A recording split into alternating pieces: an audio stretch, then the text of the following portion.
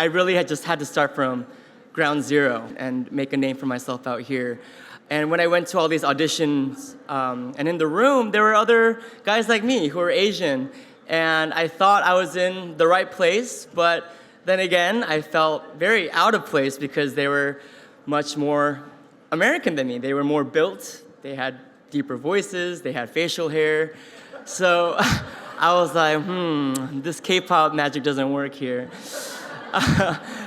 Again, for another few years, I really struggled to find my own identity, even though I was back in my home country. But luckily, the stars aligned, and I had this amazing opportunity to make my US debut stage on Broadway, called K-pop. Yeah, K-pop was such a groundbreaking musical. It was the first Korean story to be told ever on Broadway, and we were nominated for multiple Tony.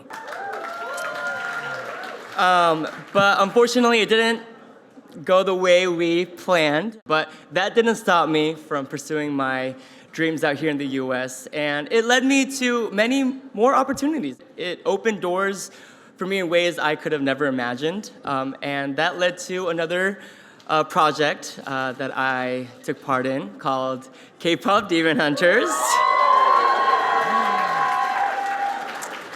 I was a singing voice for one of the Saja boys called Mystery Saja, yeah. And who knew that in 2025, an animated film about K-pop and Korean culture, literally called K-pop Demon Hunters, would take the world by storm. And, although it felt like an overnight success, it definitely wasn't. Maggie Kane, the director, she was working on this for about 7 years. And also, it took a whole village, and not even a village, it took decades of, our Korean American ancestors and everyone before us to really build that road for us. And I am just so incredibly honored to be a part of it. Again, my 15-year-old self would have never imagined I'd be trailblazing, because in the moment, I didn't know I was doing that. One project after another led me to this moment, and my story is still being written.